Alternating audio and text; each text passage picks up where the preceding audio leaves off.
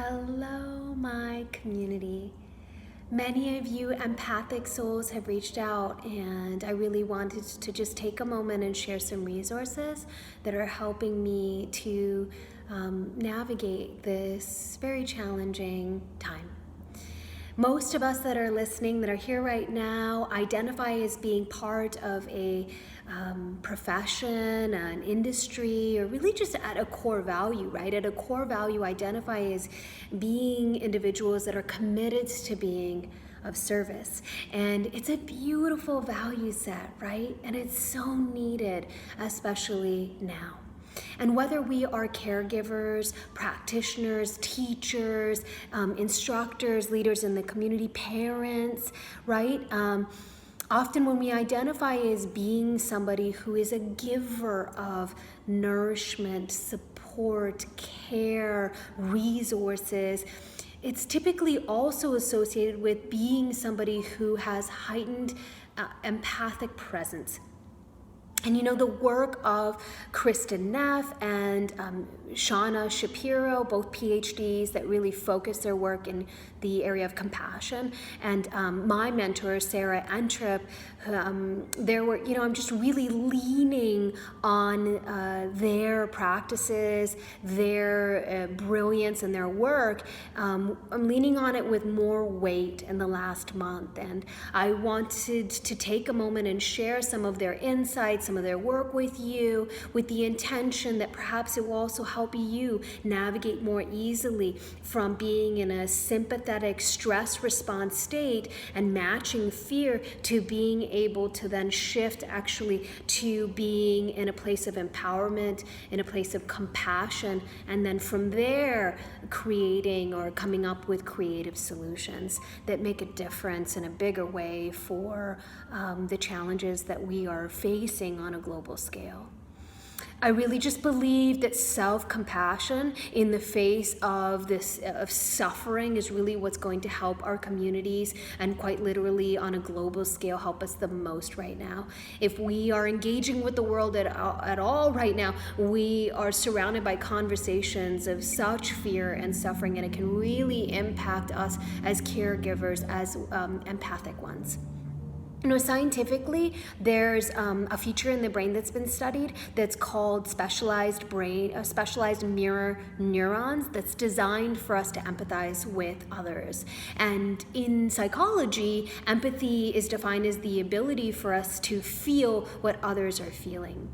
And our survival's been really dependent on a cooperation, and the skill of empathy has been crucial for this ability to cooperate. And it's really a pre-verbal skill. To read and to respond to the emotions of others is a pre-verbal and survival skill.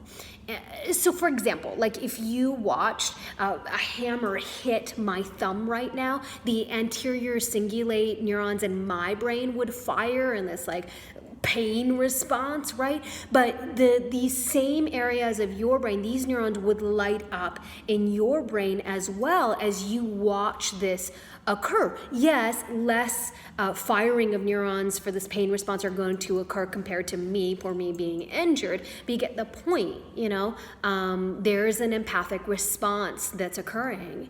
And why am I sharing that with you? Like, why does that even matter? Well, as highly empathic individuals that strongly identify with the value of being of service, and really have this beautiful gift of heightened resonance with other individuals, then when we're surrounded by conversations and we are witnessing fear and pain and watching people we care about go through financial and resource hardship, anxieties all around us, it can lead us to also experience it in a way that feels traumatic and can lead us to burnout. And I want to, what's the remedy? Yes, self-care is definitely important here when it comes to burnout, right? So healthy food and Epsom salt baths and embodiment practices, yoga, breath work, doing Zoom calls with people that we love, journaling, mindfulness practices.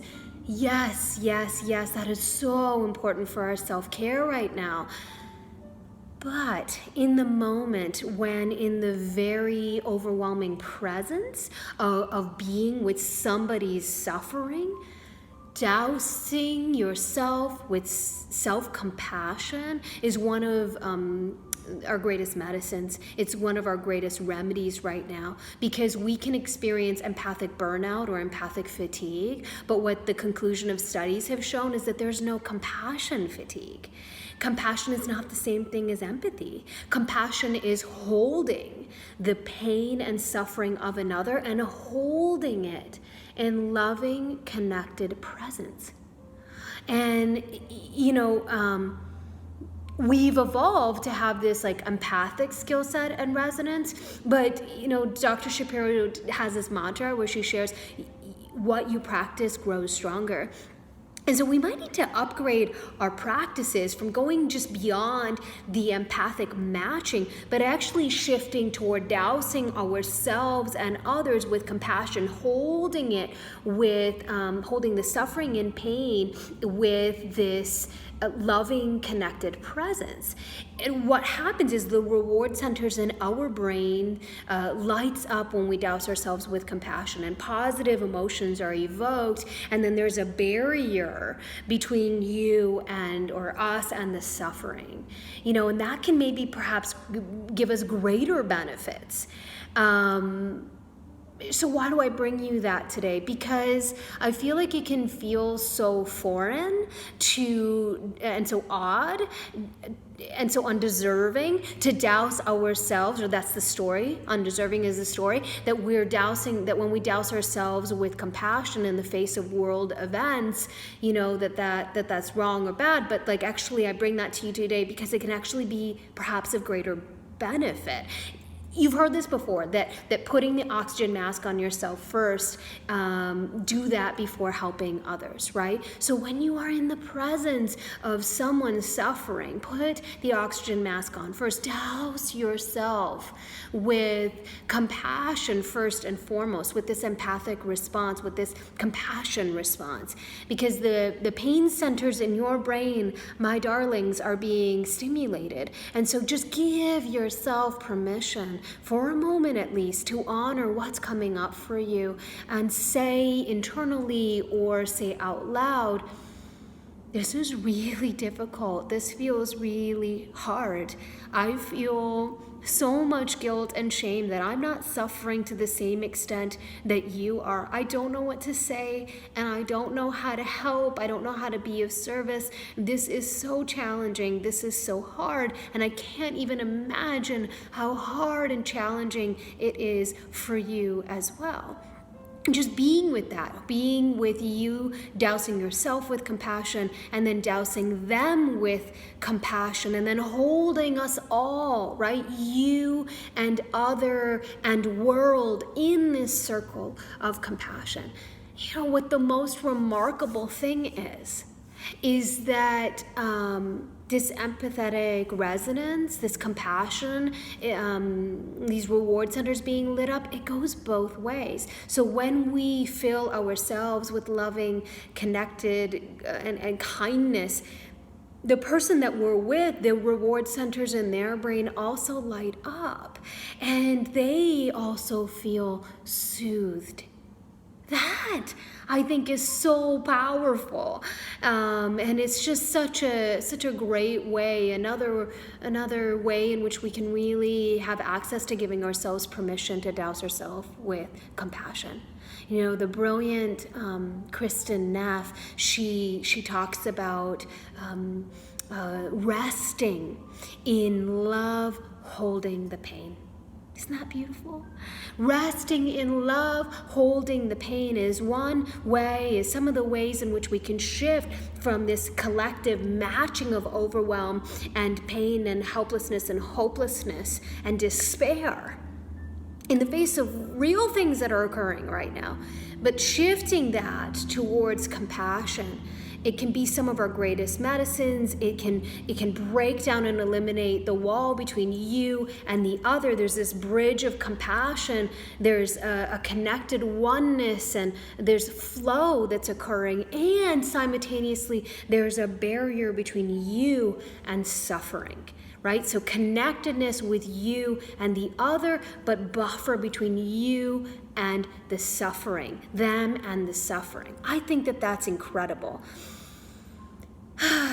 So all that to say, I created this offering, this free guided meditation to help you stay centered and connected and feel compassion and give yourself permission to really fill up with your own loving kindness and with compassion and with your own life force, and then getting yourself so filled up so that from that state of fullness, you're able to then radiate out peacefulness and care and love. And that can be a way in which we can reward ourselves and nourish ourselves. And it is my hope that then we're more easily able to shift from sympathetic stress response to parasympathetic, relaxed state where there's a state of possibility, of empowerment, because I really feel that from that empowered possibility place, we can more readily come together,